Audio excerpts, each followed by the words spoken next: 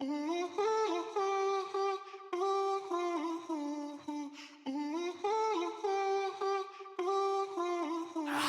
things first, let me point out the fact I ain't never going back. Though my raps wasn't shit, now you singing up the track. Way too much swag, I'll be picking up the slack. Once that bitch is here, they be calling for me back. Step in the room, everybody gon' look. This shit ain't that hard, I just know what it took.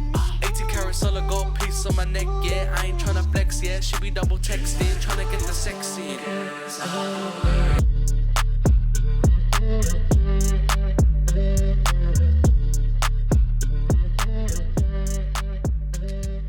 Alright guys, Coles are on. Welcome to episode number 11 of the Sunday Smoke podcast. As you know, we're the podcast about nothing. And today's a very special episode. We've got our second guest on here today. We're live here from Hookah Haus, 77 Newton Road in Wetherill Park. And we're here with my boy, Andy. How you going, man? I'm doing well, man. How you guys going? Bro. Great, man. Thanks for inviting us into the shop. No, it's welcome, a beautiful man. spot. Welcome. How are the bowls going? Bro, Andy packed us 3 heads. These are fucking amazing. What did you pack for us, bro? If you can remember. You wanted watermelon lit and lime lit. So that's a nice mix. That's a 50-50. Yeah. And Jackson has orange, trifecta grapefruit, Tangiers, lemon, lime, and supernova. Yeah. Oh, and then for myself, I've got pistachio, bounty hunter, supernova, and peppermint shake. Right. Awesome. How's yours, Jacko? Man, I'm loving this flavour, man. the smile on your face. All I had to tell was a little bit of citrus, man. And that was his, yeah. That's all he wanted. Goes a long way. So we got the hookah master with us right now, mate. Now, when we run these guest episodes, we like to get to know the guest, obviously. So tell us a little bit about yourself. So my name is Andrew. I'm the co-founder of Hookah Haus. We established in December 2020, and we've been open till now, despite all the lockdowns and the coronavirus and all that sort of stuff. My other half is I'm a coach and consultant, so I'm a bit of a hybrid of two things. Yeah. And that's just a little bit of a background about who I am. Yeah, you're very motivational person you are. Yeah. Yeah. Whenever I come into this shop, I'm always learning something new. If he's telling me about something about a book that he's read, or a YouTube video that he's watched, and just the way he dissects everything, it's incredible. I'm always learning something new when I come to Hookah Haus. And not even about Shisha. Yeah. Not even about Shisha, just about life in general. Yeah. It's a bit of both worlds. Yeah. So before you were running this shop, what were you into? What was kind of your background before this? Background was I come from a large family, got nine siblings in the family. So very large family and full of different people's opinions about what I should do, and you know what the Lebanese people are like go do building, go do pharmacy, go do this. So I was a little bit lost in my natural progression as to where I am today. So, I went to TAFE, I tried a whole bunch of things. I went to university for a bit, dropped out. And then I tried a whole bunch of different things. I started my first business when I was 18. I had an online menswear, men's shoes shop online. Failed miserably, learned a whole bunch of things. But there's no such thing as failure. They're all lessons. So everything that led me here today were lessons that I learned from previous businesses. And then I became a coach. I fell in love with. I'm a natural person who would try to help get the best out of you. Yeah. And Sam can attest to that. It's just working with you guys to get the best out of you. So I always noticed I was a person that was naturally just wanted to help people. So that's where the coach, I learned how to be a coach, I trained how to be a speaker, I learned how to speak on stage, all those sort of skills. And then I did VR events, that was virtual reality in shopping centres. So we had machines that we put all around shopping centres in New South Wales. We did window safety locks, so we put window safety locks in high-rise apartments. And then I do a bit of consulting for venture capital firms. So that's just helping them work out whether or not their investment is tangible, looking at the business side of things.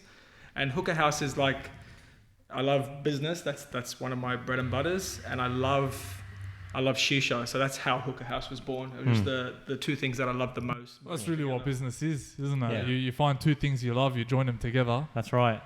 You enjoy everything that you do. Yeah. Yeah, so just the joining of two passions, and that's why Hookah Haus has been such a success. That's why it works. Yeah. And it really has worked. Yeah. I mean, look at everything, all the things you got going on in here. It's quite big and it's grown. Yeah. Quite a bit. 100%. To the moon. All right, so Andy, obviously, you got your big business here, Hookah Haus. You're quite a motivational person. tell us a little bit about your upbringing and the struggles that you had, especially with your family, sort of wanting to get you to go into one certain path, which was it? Was it engineering? That's where it originally started. Yeah. Yeah. So I finished high school in 2008, and because I've got such a large family, everyone's got their own opinion. Yeah. So it's really hard to think for yourself. You're always like, do I do this or do I do this? And then everyone will come in and be like, maybe you could do this, maybe you could do this. So I had a head full of 9 different voices in terms of what I should do. Yeah. And what I do, I speak to my dad, and my dad's a big property developer, and he's like, you should be an engineer because that'll complement the family business. He didn't say compliment, but in his words, he said compliment, So I'm like, all right, cool, go do engineering. I went to TAFE in Narimba, which is like Quakers Hill. Yeah. I'm going every day. I'm like, yeah, sure, this is just what you got to do. I wasn't really happy or motivated to do it. And then eventually I found myself not really actually wanting to attend. So towards the second year of the diploma, like I just became very lazy, very complacent, because I'm like there's no passion here. Like I'm only doing it because it's what my parents said to do. Yeah.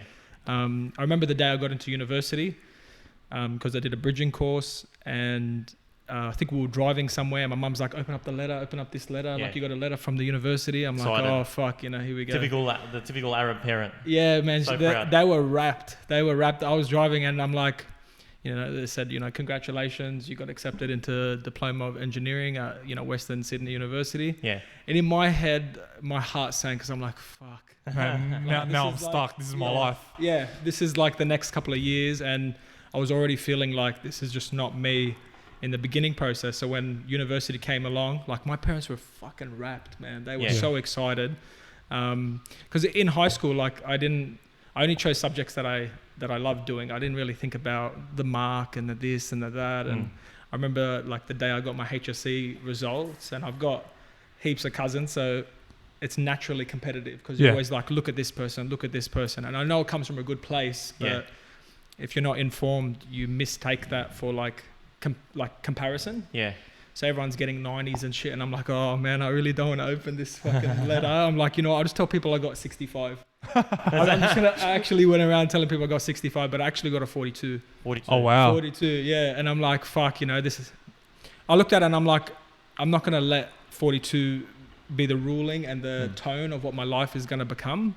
But at the time, 42 was like, it was like a fucking gunshot wound, man. Like it fucking hurt, to go around and tell people, and then to have to lie to people to say 65 just to save my own confidence. Yeah. So then I go to university. That was a whole cool experience because it's a lot different than TAFE. It's not as spoon-fed. Or like it's up to you. That's up to you to do the work and get the results. But I was just in there doing different topics and stuff, and I'm like, this is just not me. Like. I can't see myself doing this, and I had to work up the courage to tell my parents that I was going to drop out of university, and that caused a lot of fights with my parents and stuff like that. And I remember like my dad's just sitting on the king chair at home. How everyone's dads has those chairs. Best chair in the house. The best chair in the house. Best chair, like Sheldon from Big Bang Theory. The that's throne. their chair. That's right, the throne. He's sitting there one day and he's like, don't worry. He goes, don't worry if you're going to drop out of university. Don't worry. He goes, you'll be working with me now. And I'm like, oh, okay, no worries. So they were like early wake-up calls, working with your hands, getting dirty. So then I went back to TAFE, did my building license, and then we were building with Dad. We built a few complexes together, and then Dad was like in and out of retiring. Arab fathers, they're like, I'm going to retire, but 6 years later of work, you know what I mean? Like, just not sure what they want to do. Yeah. I'm going to retire, but in 20 years. In 20 years, yeah. They talk about retiring now, so I'm like, okay, I got to go work for someone else. They're going to retire next year, every year. Yeah, oh man. It's a vicious cycle. They're just not sure. Not sure ultimately. And then, I went to go work for another builder, and then it was just non-stop clashing. Like, I know what I'm talking about. He was like 45 at the time. I was 26 at the time. 25 at the time. Non-stop clashing. And then this opportunity came to start a business. And at the time I started like reading books and learning and developing my vocabulary. Like, the person I am today wasn't the person that was in high school, or the person that I am today isn't the person that I was, last year or even 2 years ago.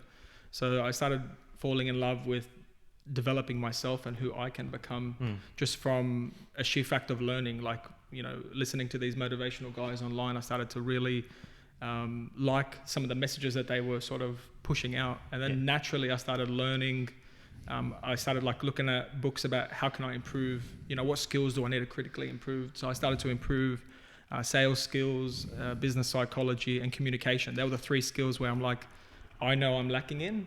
And I started to read and consume knowledge. And then like the cool thing about reading is like the hand that picks up a book is not the same hand that puts down the book. Yeah. Right. So it's not about picking up 100 things in a book. If you take one little thing and implement that, and that makes you a different person, then that $10, $20 investment was sound. So that's a little bit of the progression. I found that there was a lot of backlash from my family, but I knew who I could be and who I wanted to be, and I didn't let anything stop in that progression. So obviously what you're talking to us about now, it's sort of like that identity crisis in your life. Would that be a fair I think, that could be a good way of looking at it. Like if you're young, you're at an age where your brain is like a sponge, and what people tell you, you absorb it at such a young age. So I think by the time I was 18, I sort of didn't know who I was because I'm one of 9 siblings. I'm easygoing. Nice siblings. I'm easygoing. I'm happy to do what everyone's doing. Like if people are going to say, well, let's do this for dinner, I don't really care. Like, let's just eat. That's just my like provocative, That's just what I'm seeking. But yeah, it was like, we all have an image of ourselves in the future of who we can be and who we want to be. And it's just about not getting trapped in the language of talking about the future self. It's about, well, if you want to impact your future, you have to do something about it today. Yeah. And then you got people who are trapped in the past, and those people, they're in our lives, they're everywhere. They're, family members, extended family. Yeah. And the language they always use is about stuff that's happened in the past. Yeah. So you got people that are always trapped in the past or the future, but the only way, the past is the past. You can't do anything about it, no matter how much you talk about it, no matter how much you express your anger or your frustration about it. You can't change it. You can't change it. So talking in the past actually does nothing. And then you got people who are stuck in the future, and they're talking about their future selves and the cars and the houses, and I'm going to have this and I'm going to have that. It's good to manifest and create what that image looks like, but that's not going to happen unless you act today. Yeah. Everything happens from the power of now. So talking about the past, going back, what made you get into this particular business? So you had a bit of an entrepreneurial background, a lot of trial and error. What got you particularly into Hookah Haus? I'll tell you the story of how Hookah Haus was born. So my wife and my business partner's wife are teachers at school, and there's a wedding for another teacher that's there. And at the time, I'm like developing myself, so I'm starting to get a bit more confidence in who Andrew is. And my business partner, funny enough, his name is Andrew, and he's sitting opposite me. And he's like the polar opposite of me. Like, I'm cleanly shaved. That's just what I like. And he's like the opposite. So he's bald head, but he's got a big grizzly beard. He's pretty like intense when you first meet him. Like he's a bit like, he's powerful in his own right. You know what I mean? Polar different. But his name was Andrew. So I'm like, oh, this will be easy. His name's Andrew. It'll be an easy icebreaker. You know Andy what I mean? and Andrew. Andy and Andrew. Yeah, it'll be so easy to icebreak. Anyway, I'm outside because in weddings, like there's so much music going on and stuff like that. And because I'm a big thinker, I'll go outside and use the night sky to like work out what my next step is or what my next move is in this business. And Andrew comes outside and he's having a cigarette. And at the time I was distributing those cube shishas and I had just discovered them and loved them and all this sort of stuff. And sales comes naturally to me because I operate from a place of passion. Yeah, well, it's easy to sell a product that you're really behind, that you're truthfully behind. 100%. And that's something that I've noticed that you do here. You don't sell things that you don't back. No, 100%. We don't stock like shit quality stuff here. Like our first premise here for stocking a product is quality, and then whether or not it's sustainable for the business to grow. But the first benchmark is quality. If it doesn't reach a certain quality standard, I'm just not interested. Yeah. So that's why Hookah Haus is a success, because we only stock the best. So I'm outside with Andrew. I'm thinking out loud, like in my head, just under the beautiful night sky. And Andrew rocks up and he has a cigarette and he's only next to me. And I walk over to him and I'm like, "It's Andrew, right?" And he goes, "Yeah." And I'm like, "Andrew, tell me something. Do you like shisha?" And he goes, "Bro, I fucking love shisha." And I'm like, "Let me tell you about this shisha that I just got." I've never met the guy. I've never had a conversation with him. The first conversation we had was about shisha. That's the best. It was just like, it just clicked straight away. Don't know this guy from Bar Soap. He ends up buying the shisha off me. I go to his house, teach him how to use it. We start, having great sessions. He then tells all his friends about it. But then I find I'm going to his house Friday night, Saturday night, Sunday day to have shisha with him. Our wives are good friends, so that clicked. And then me and him, because he comes from a different business background, it's really good to have Shisha with like having intellectual conversation. Yeah. Like that to me is gold. Like when you're having Shisha and the conversation is about football or banter or he said this and gossip, and I don't feel like that is what the true potential of what Shisha actually is. You know what I mean? Shisha is great Shisha and quality company. Well, you know what? It's a funny thing, Shisha. It's a uniting thing because it's stationary. It sits there. Yeah. Right. And you know, when you're sitting there, you're forced to not forced, but by the nature of it, you're sitting down with someone smoking. 100%. You know? So you're not forced, but you're encouraged into a conversation with that person. That conversation can have so much potential. I think because you're doing something, you're not on your phone. You haven't got your phone in your hand. You're not like, I hate talking to people and they're just so disengaged. They're just on their phone. Like, why are you here right now if your mind is somewhere else? Yeah. So I think Shisha actually forces you to actually have a conversation. And I've had the best conversations having a Shisha. Like, how many times have you come to the showroom? We've sat here for like 3 hours, smoked up the entire room. You came here last week. I was only going to come for like an hour and a half. We're here for 3 hours. We're here for 3 hours. You know what I mean? Like, it's quality conversation. To me, that is gold. That's where the gold is with Shisha, and that's why I love it. Yeah. And that is effectively the basis of our whole podcast. Yes. Right?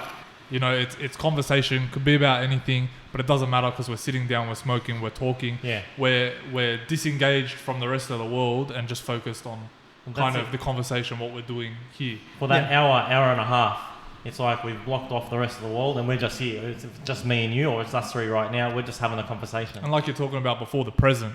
You Just know, the you're now. 100% Living in the present. So now, Yes. we're all clicked in now. No one's distracted or anything, and it can be pretty powerful, the conversations that we can have here. Like, it's enough to make you want to change or do something different with your life. And to me, like, where do you find that? Exactly. In today's age, where do you find it? Exactly. And I've found personally that a lot of the time, a lot of the big, you know, decisions and conversations I've had in my life, how many of them have been over, you know, talking with my friends, you know, while we're smoking? Too many of them. That's not a bad thing.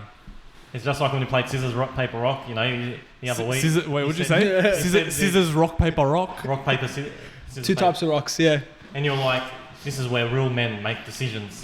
Same thing applies to Shisha. This is where you really sometimes make those big decisions in life. This is how we started this podcast. Yeah. Over a Shisha. Yeah. You know what I mean? You started this business. Yeah. Obviously it's Shisha, but you started over a conversation just about Shisha. Yeah. First conversation. First conversation. You know what I mean? So it's such a simple thing, but it's so powerful at the same time. 100%. You know, 100%. When you really break it down. You just look at like today's society, man. You got all these different social medias that's taking people's mindset away. You got people who go to work and they're not actually at work. They're thinking about other things or what their friends said or all the gossip and drama that's in their lives. But I think it's absolutely amazing that we can be here, be so present in the moment, talk, share, talk stories, you know, talk the usual stuff on the Sunday smoke, and there's nothing beautiful than that. Yeah. So so we've gone from the wedding, you had the cube, you had a conversation, you had the smoke.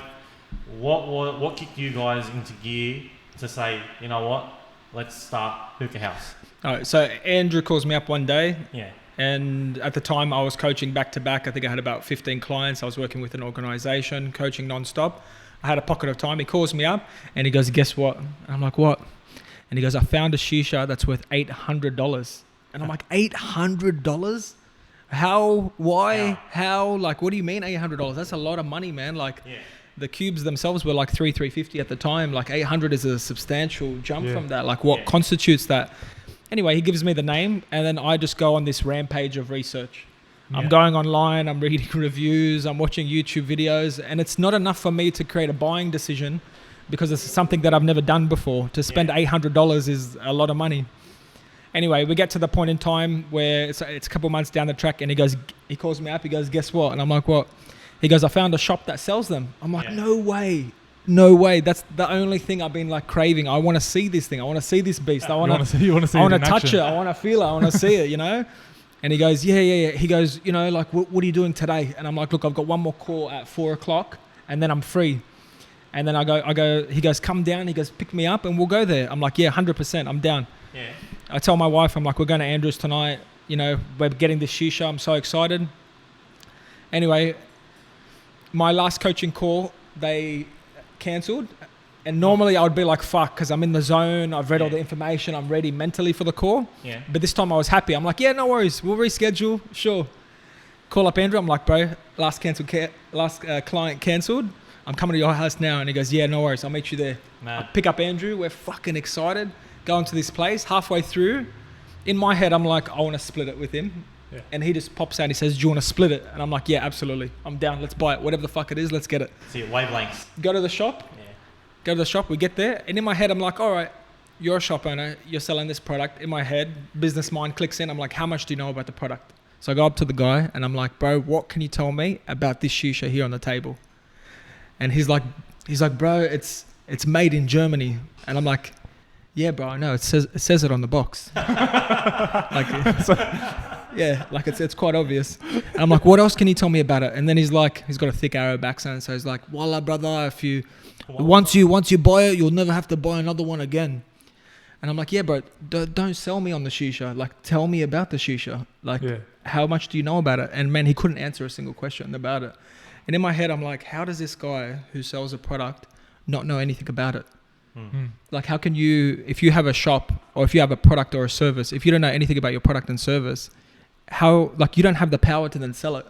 Luckily for us, I did all my extensive research, so I already went in there with the preparation to then buy it. You already knew everything about it. I already knew everything about it, but I was just curious to know whether or not he knew about it. And I'm like, you're not going to be selling a product at this price point just online, waiting for what your friends told you about it for you to justify you to spend $800, especially if the max you've ever spent on a shisha is $300, is $150. It's a monster jump. You got to look at the progression of a customer's buying personality. Anyway, on the way home, we bought it because I'm like, we already made the buying decision. We were fucking pumped, man. I had the windows down. I'm like, I can't believe we got this. We were so excited. Drive 100%. Driving home, I was so fucking pumped. Ready to pump it. Bro, I went back to Andrew's house. I remember going to the bathroom. Andrew's like, I'll set it up. I'm like, all right, no worries, you do your thing. Went to the bathroom. I came out of the bathroom and he goes, we've got a big problem. And I'm like, man, I don't want to hear that. We just spent some serious dollars. I don't want to hear that. And he's like, they gave us the wrong one. And I'm like, bro, come on. They gave us, we bought the premium edition and they gave us the single port edition. Right. And the price difference is $250. And by premium, do you mean 4 port? 4 port, yeah. So we're talking about the Aeon here. Yeah. And I'm fucking livid, man, because I'm like, the drive there, the drive back. Mind you, the guy's like, if you need anything, just call me. I live around the corner. I'll come back and fix it up for you. Yeah. And then I told Andrew and I'm like, just call him up. He said he lives around the corner. Let's just fucking go there. It's Thursday night. Let's just go back. Andrew calls him up and he's like, nah, bro, I'm tired. Come back tomorrow. So the service was rubbish from the beginning because, he just said, look, I'll come back and help you guys if you need something. And then said no. Yeah. The experience was also bad because we were so excited to try it. I just told Andrew, let's just open it and use it. Who cares, man? And he goes, no, we'll lose $300 if we do it. And I'm like, fuck, all right. So we kept it. And that whole experience of the excitement leading up to it was taken away from us. Yes, exactly. So the experience from a customer's perspective is already downhill. Yeah. Anyway, Andrew goes the next day, he chains it. I go, Friday, I go back to work. Friday night, I'm back at his place. Yeah. And then we crack it open and I'm like, man, it was game changing. Yeah. It was game changing. But the thing that you have to know about a customer's point of view is that a customer is more likely to share a bad experience than a good experience. 100%. You know what I mean? We'll sit here and discuss bad experiences before we share a good experience. But the only thing that trumps that is an exceptional experience from the very beginning. Yes. Something you're going to tell your friends. I'm going to tell you about this. The seeds of Hookah Haus were naturally starting to plant because in my head, I'm like, how do online shops sell a $600 shisha based on what their friends say, or how much research do you have to do to then be committed to spend $600? Yeah. Do you know what I mean? So in my head, the answers that I was starting to discover was that people in the industry didn't have any idea about the products that they were selling, which is, to me, that's dumb. From the beginning, from a business coach standpoint of view, if my clients can't tell you what they do, they're going to have a very hard time being in business. Yeah. So the gaps in the industry were people didn't have knowledge about the product. People weren't stocking the right products. How many times have you gone to a shisha shop, bought a product, and the product was rubbish? And then you don't want to go back there because the guy lied to you. Yeah. He said that this is a good product, you used it, it cracked, it broke, whatever the issue is. or you had to replace it. Yeah. And to me, I'm like, all right, so there's a clear strategy we can go to market with this. You know what I mean? We can be product knowledge, have the right products, have the right experience, and have that whole, like once you walk into Hookah Haus, you're going to have that tailored experience with me to help you work out what you want and not just sell you what you think you want. Yeah. Because how many times have you bought something thinking that this is exactly what you needed, when in substance you just bought out of emotion and you hated it afterwards? You're like, what a waste of money. Because you didn't work out exactly what you wanted. So there was gaps that we found. And then we were sitting down having the Aeon one day. Like the flavor was insane. I think we started trying the Azure flavors. They're the blonde leaf. They come from here in Australia. Yeah. Started falling in love with them. Like we started spending a bit more on flavor. We noticed a massive difference. Like you've got blonde leaf in there. How is it? It's unreal. You know what I mean? You've got half blonde, half dark. How is it? Amazing. It's unbelievable. Amazing. It's not something you just get at like a lounge or something. It's a very special sort of flavors. And we were sitting down and I'm like, what about, this is how I started, sitting on his table, like outside on the veranda. And we had the Aeon there. And I'm like, what about if we did this in like a warehouse, you know, with some nice tables and chairs. And we only had premium setups, premium flavor. And that was the whole gist of everything. Yeah. And that's your brand. And we ran with that. So the Hookah Haus concept was initially a lounge. Yeah. Yes. That was the concept that we were originally going to open, but we found a lot of backlash from the owners of the buildings. Like we were thinking Gregory Hills, then Smithfield. Gregory Hills. And we copped a lot of backlash. This is like 2020, so it could have been open, would have been maybe, you know, beginning of 2021, maybe end of 2020.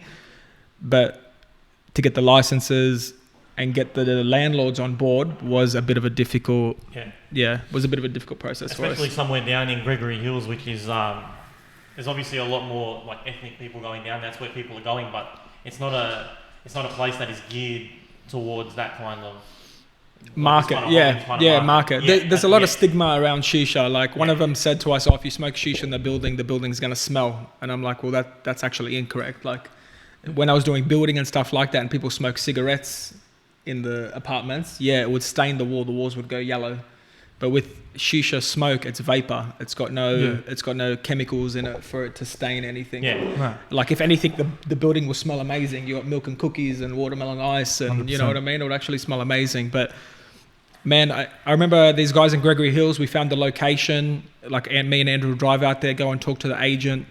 You know, we proposed the idea. Like there was like, you got like wine and cheese, you got cigar and scotch. We were going to do cocktails and shisha. So I was already building out different flavors to match different sort of cocktails and stuff like that. And there was nothing like that in the industry at the time. Yep. It was going to be upmarket. I didn't want guys coming in tracksuits. I want guys like they're going to bring their girlfriend, they're going to bring a date. It's going to be a group of girls. You know what I mean? That was the attraction. The attraction. We had the vision, we had the image, we had everything. And I remember we were talking to the agent at the time, and he just point blank said the owner said no. And I'm like, you know, we're taught as a coach that, you know, no just means you've got to find another way to present it. Like it's just saying no to that idea. Maybe there's another way you can go about it. And we tried and tried and tried. And then it got to the point where I'm like, you know what? I'm a trained speaker. I talk on stages around the country. This is before COVID. I'm like, I built a pitch deck, which is something that you do to raise capital. But I built a pitch deck. So I was going to pitch to them my research, why I think this is a good idea and why this is a good opportunity that could work really well for the both of us. Because we're not just like, at the time, people thinking shisha lounges, they're thinking about the ones in like the West. They're just like trackies, trouble, you know, shootings, all the usual drama. Stigma. Stigma. You know what I mean? And I built the pitch deck. I spoke to Andrew about it. There was like 9 slides. I knew what I was going to say. Yeah. And the agent at the time got us a meeting with the owners, but the owners still just wouldn't have a bar of it. Yeah. It wasn't about me presenting or anything. I remember the time he called me up and he's like, no one has ever given me a pitch deck about their opportunity. And I'm like, good, today's the first day. Let's go. You know what I mean? But it just, you know, it kept going back and forth. And then Andrew had the idea, he's like, why don't we set up shop? We'll be our first ever, in Australia, the first ever premium shop where we only specialize in specialty products sourced from around the world. We'll build the brand, build the name, and then we'll see where that takes us. And that's how the showroom was then conceptualized. Yeah. That's how you got all this. Going back to what you said about the landlord there, the owner of the shop, of the actual building, you know, when you were talking before about people being more likely to talk about their bad experience than good experience, people are also more reluctant, are more akin to say no than to say yes to something they're unaware of, you know. And that's something really good about yourself that I've noticed. You're really good at expressing your viewpoint, and getting the point across for why it's all about why. You're talking about the Shisha itself before. Why is it a good product? Not just it is a good product. You're never going to need another. Why is it? What about it is good, and how's it going to help? One thing I always say about Andy, and we talked about this last time I came over, when I came last week. You're the king of context. Yeah, context is everything. That's the last conversation that we had. Everything. You got to have a pre-context before you're trying to deliver a point. You got to set the frame of what it would look like before you deliver. Oh no, hey, I want to do a shisha lounge. You got to talk about, well, you know, your research about the area, what's happening, what's trending, and then you're talking about shisha starting to grow. It's becoming more popular. There's more of a demand for it. But we dressed that up as it was cocktails and shisha, not shisha and cocktails. So I was framing it that the core focus was cocktails, and then there was shisha, because I knew if I led with the other, the walls are going to come up with a stigma about shisha, and that's trouble usually is associated with shisha, just from my, you know, seeing different things growing up and whatnot. But yeah, that was like it is what it is, and I'm happy that it happened the way it happened, because it couldn't have happened any other way. But we are here today because of what's happened, and the natural progression actually led us to become, you know, Australia's #1 vendor. That's it. You know what I mean? We sold so many shishas in 2021. Like even the amount we're buying, you know, 40 of these, 50 of these, 60 of these, and I'm like, you know, how many can we possibly sell? But if you look at the showroom, it's empty, and I think that's a testament to what Hookah Haus is and what it stands for. And that's the thing, when you sell a product and you got knowledge about it, and you maintain your brand, and that's really what this whole thing is. It's more than a shop; it's a brand. Yeah. You know, it's an idea that when you're coming in, you're getting the best stuff. Yeah. It's an idea that you're coming in, you're not only getting a product, but you're getting knowledge. 100%. You know, we were talking about barbers the other day, and barber shops, and about, you know, what's good and what's bad. And, you know, when you go into a place and they say, look, this might not work for this reason, you know, this cut might not work, or, you know, you need someone to be able to tell you what's going to suit you. Yeah. You know, and like you said, it's a tailored experience. You know, and that's what's really working for you. We work off like performance, like we're looking at more performance more than anything, like working out what you like, and then really tailoring the right product to that. Because even like I was big in menswear, men's fashion, I would go out and buy a beautiful blazer that I just saw, and just because I got emotional about it, that I wanted it, I bought it, and then if I look at my closet, it's there, and I've never worn it. Yeah. Because it wasn't practical for what I was looking for. And I think, you know, you go into shops and they're like, all right, pick a shisha that you want. The guy's like disengaged, he's playing PlayStation, or he's like head's not in the game. You're like, yeah, I want that one. You know, is it good? He's like, yeah, brother, it's good. You pay for it. 3 months later, it breaks down on you, or it shits itself, or it doesn't work as good as it does, or, you know, because they're made out of cheap materials, the molasses stains the internal stem, and then you've got a permanent flavor on a shisha. Yeah. You didn't know that because he didn't tell you. You know what I mean? Yeah, he didn't tell you. That's a common thing. And he probably doesn't know to that sort of extensive knowledge. And that's more of a problem than actually being like dodgy salesman, not actually knowing that that's a problem. Yeah, it's like you're selling a car that the engine's going to go in 2 months, and you've promised them that they're going to get 5 years out of it. You know what I mean? That type of deceptiveness. Like in my personal business journey, I've been deceived once before where I lost a lot of money, and that's why like I wear my heart on my sleeve. So if I don't fully back or believe something, I'm not just going to shovel shit in someone's face for the mere sake of making a profit, because that's not how empires are built. Yeah. Like I would rather have a customer for life than a customer for a day. Yeah. 100%. And that's what's good about this shop. You have you have a lot of repeat customers. They come in for the experience. Yeah. They come in because this is the shit. They'll come in here and I'll educate them on like the basic sort of stuff. Like, you know, if a guy comes in here and he's like, you know, does the shisha make the flavor harsh? And I'm like, no, there's a good chance you're overpacking the bowl if the flavor is harsh. So the shisha is just the aesthetic. It's probably 5% of what the equation is. Everything comes down to how the bowl is packed. And you guys saw how long it took me to pack the bowl. It's not something that you rush the process on. Nah. Like speed doesn't determine that something's better. That's right. You know what I mean? When it's done right, it's like in the gym, it's about technique. It's not about ego lifting or putting more weight on just because you want to look better. Yeah. It's all about technique. It's all the finer little details. Yeah. And people come in here and they learn so much, which is great. But the next time they come in, they're like, Andrew, I got a question for you. And I'm like, fire it up. fire it up, go for it.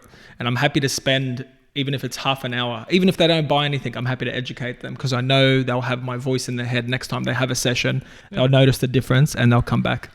100%. Love that. But look, this is obviously going to be a very long episode. Yeah. All right.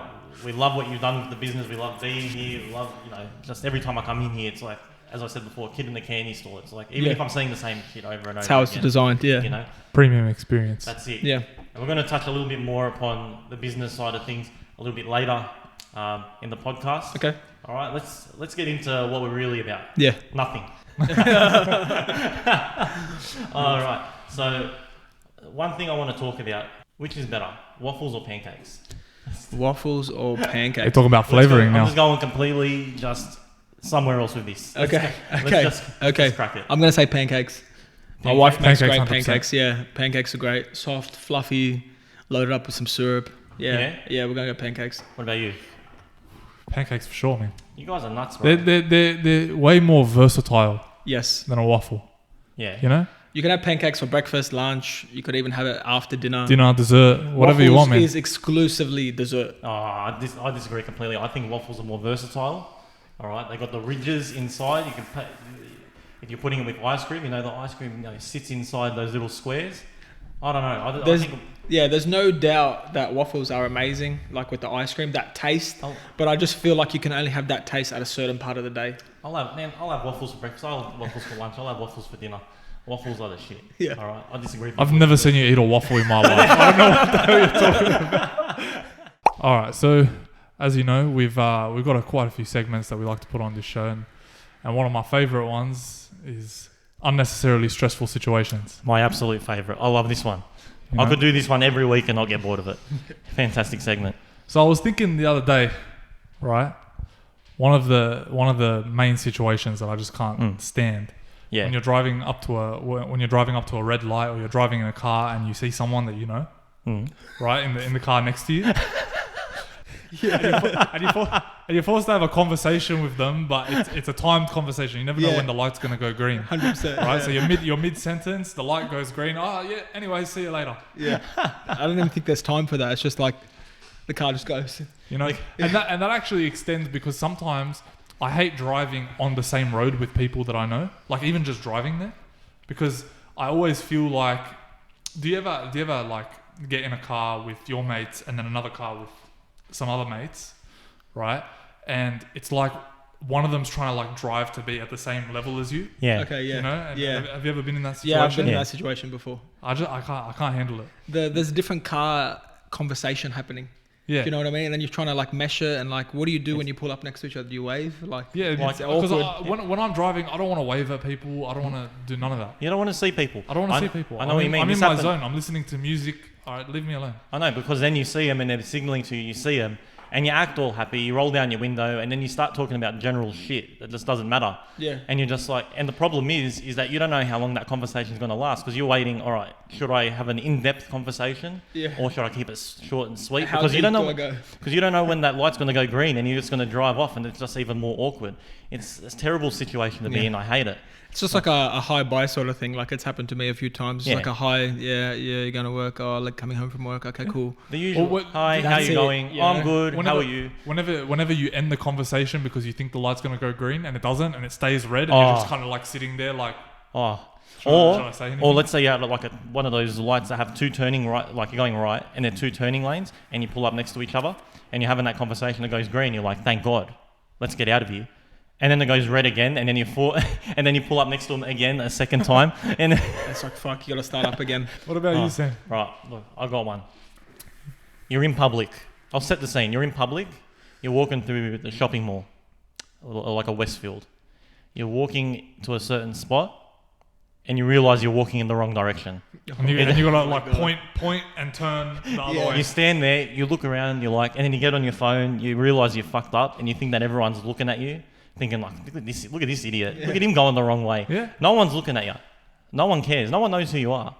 But that stressful 5 seconds of you turning around and going the other way. Yeah, especially if you do it right in front of someone. Like you walk up, hit one spot, do a 180 the other way. Yeah.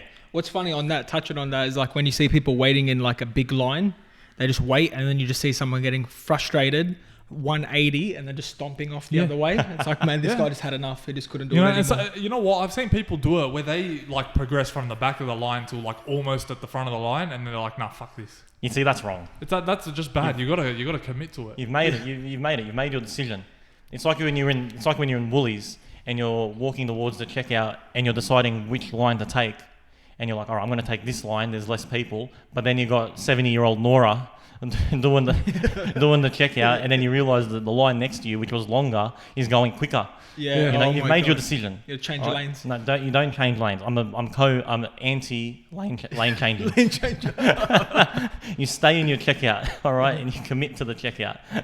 So for myself, for those particular situations, it's like whenever I'm walking, like sometimes you're walking, your head's in the clouds, you're not thinking, you're not present, you're in the past or the future, whatever that looks like.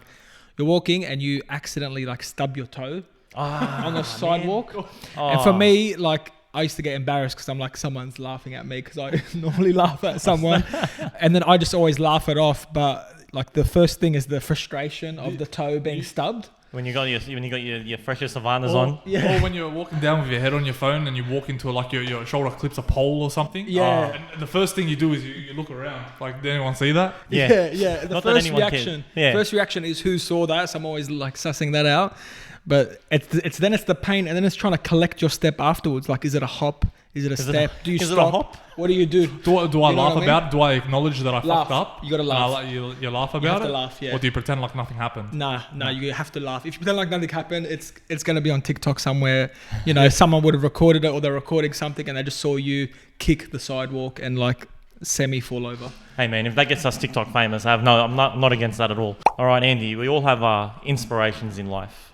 People that, whether it's a sports star, movie star, motivational speaker, such as yourself, even, that sort of paved the way for how we want to live our lives. Yeah. Who was one of the biggest inspirations growing up? So there's definitely two people that come to mind. The first is my dad. My dad came from a poor village in Lebanon. They didn't have much money. I remember going to Lebanon and actually seeing where they lived, and they had about 11 brothers and sisters. So it was a massive family. You know what it's like, old school Lebanese families. Yeah. And I remember their house was like down in a valley, and they had this tree that actually grew to become their roof. Yeah. And they grew up so poor. But my dad actually, like at the age of about 26, 27, he actually just packed up, went to Australia for a better opportunity where, he met my mum. They originally wanted 2 kids, 9 kids later, God bless them. He built an empire. Like he actually built a great empire. And just some of the things that a guy who came to Australia not being able to speak English and do the things he did, my dad's probably one of the biggest inspirations, just because look at language barriers, you look at going to a new country, setting yourself up, establishing yourself. That all takes a level of courage, entrepreneurship, mindset, just to actually go and do it. I know so many people, they're still stuck in the past. They use that word still. I'm still trying to do this. I'm still trying to do that. But to see my dad go and just make something of himself, go from another country and establish himself so well and so well respected in his community, to me, that's a massive inspiration. So number 1 will be my dad. Number 2 is going to be the late Kobe Bryant. Yes. The Mamba mentality, his mindset around studying his opponents, around who he was, how he conducted himself, like the level of work ethic.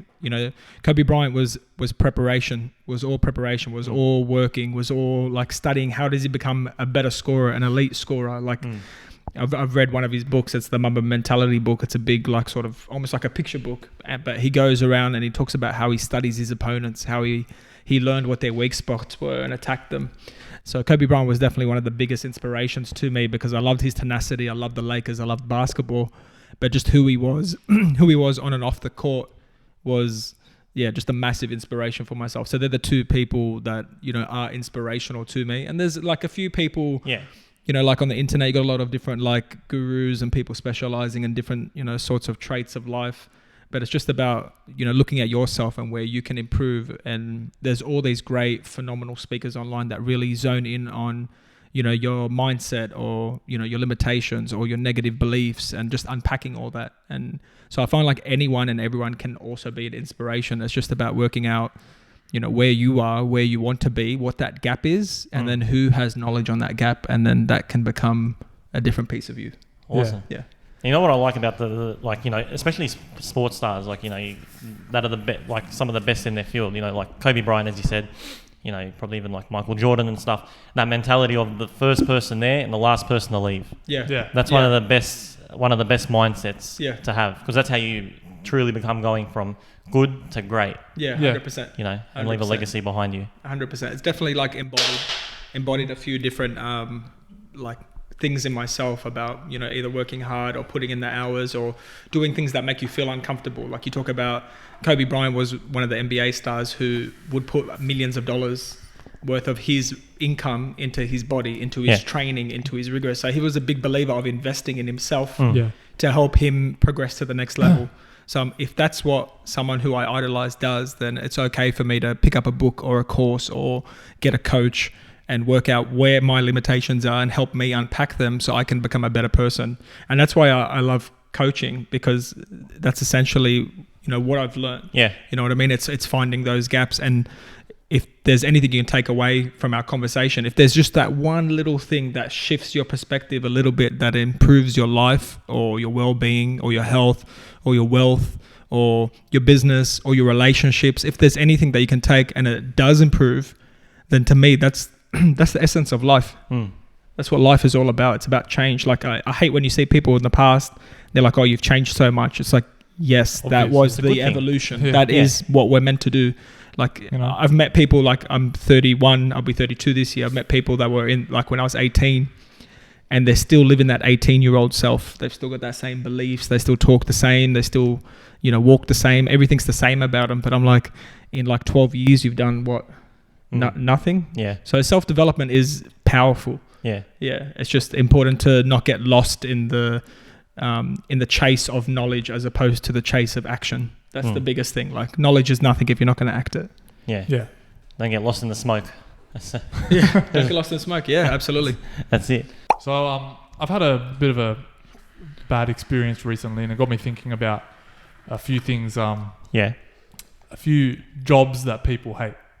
You know, so the other day I got a fine from a parking ranger. Oh, parking rangers, man! Stand those guys. I was parked outside a coffee shop. Yeah, and I must have been in for, I don't know, 5 minutes, not even. And I was parked. There was a parking lane and then the line and loading zone, and he just happened to get me for that 5 minutes that I was gone. He was waiting. $200 fine for what? Oh my God. For stopping to get a coffee. I hate those guys. See, and he's probably waiting. He's probably doing surveillance. He saw you approaching. Yeah, he knew it. And he's like, it's payday, baby. Parking rangers. How low do you have to be to hate on someone just going in to get a coffee? To be a parking ranger, you have to really enjoy ruining people's days. Yeah. It's almost a soulless job, in my opinion. It's part of their job, man. And you know what? I didn't even get the fine till like a month and a half later. Yeah. That's the worst. Yeah. That's not $200 you want to be taken out of your account. But you know, hopefully there's no parking rangers watching this podcast right now. Yeah. they're going to be looking out for us, man. They usually like if you're parked in a certain car park, like those little concrete ones in those areas, you know, and they got like you got to like pay the machine and then put the ticket at the front. They normally go and they like chalk your tires with like a time.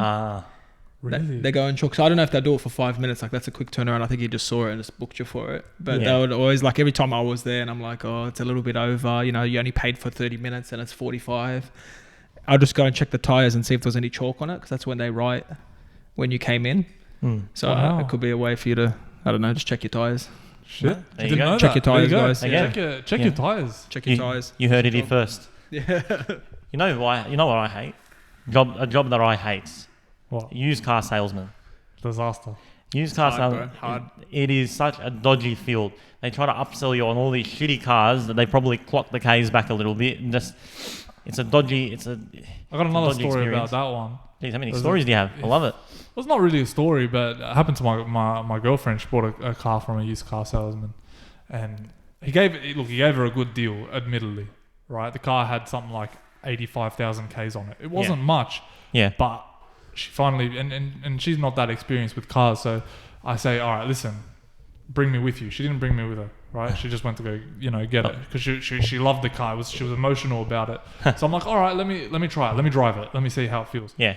And let me tell you, every time I was touching the brakes, the engine was making a noise. It was the clunking noise. It was just a weird, like high pitch kind of like squeaking of metal. Like imagine metal grinding. Yeah. And I'm like, look, you can't get emotional when you're buying these things. And the car salesman said to her, "Oh, there's nothing wrong with it. It just makes that noise because it's old." Just old. Didn't you say I only did like man. 85,000 Ks? Exactly. That's not old. Exactly. That's the point. That's terrible, You know? man. That's terrible. I feel like mechanics and the people in the car industry have it hard with all the stigmas behind it. Big But stigma. I had like an old car I bought off someone else. I thought it was okay. It was like a hybrid of two cars. You know, like it's like a Holden body, but they buy a Hyundai engine. Yeah. You know, you get those like hybrids there. And it was just like, it was a money pit for me. Every time I'd go to the mechanic, it was something new. And the thing is like, it's the same thing about knowing your stuff. Like if these guys are saying like, this is what you need to do, and you're not versed in it, then you get taken advantage of it. Yeah, it's 100%. same. It happens in shisha shops. Like you don't know what the cost of something is, and they just slug you $200 for something that's $100. Like it's not right. Yeah. But yeah, just my biggest like pet peeve with regards to what we're talking about was just you're going to the mechanic, and I've got a lot of family that's mechanics, so I definitely love you guys, but just you don't know if they're taking advantage of you. 100%. Yes. And I remember one time they changed my tires and they put a tire that was slightly bigger on. And I didn't notice because I don't. One tire that was slightly bigger. One tire was slightly bigger, but they didn't tell me. So your car was trying to... Yeah, slightly like it could be like an inch or something. Like it wasn't monstrous to feel. Yeah. But I remember going to this other place. I'm like, all right, well my tire's like flat. It's got a fucking nail puncture in it. And I go to a mechanic and he's like, do you know one of your tires is slightly bigger than the rest? And I'm like, no, I don't. I go, can you change it so it's normal? And I noticed it afterwards, but like you need like context is everything. Like if you don't know what you're looking for, how do you know what to look for? Do you know what I mean? Like how do you know that this, maybe like when someone fixes your car and it drives better, you're like, oh, okay, now it's better. But if you don't know what you don't know about it. Yeah, so the big thing is just like the thing that I hate the most is just any people in like who deceive someone. Yes. Yeah, anything where there's deception. Sales through deception. Yeah, deception is just like, it doesn't sit well with me. All right, guys, and I reckon, well, this isn't really wrapping it up because we're going to do something a little bit different. This is only part one of episode number 11. We thought, you know what, there's just so much to talk to you about in relation to business and stuff. So I thought it'd be a good idea, instead of just sticking to an hour 10, why not just break it into two parts? Yep. So that's what we're going to do this week. So this week will be part one. Part two will be released next Sunday. All right. So I want to thank everyone for tuning into part one of this podcast. And how do you feel about everything so far? Yeah, awesome. The conversation was great. It's good to always dive back and see where like my progress, because sometimes I'm not talking about it. But yeah, it was a great conversation. Definitely tune in for it, guys. Yeah, that's it. And Jackson, well, I guess the coals aren't coming off. The coals are coming off next week. The coals, yeah. All right, thanks for tuning into the part one, guys. We'll see you next week.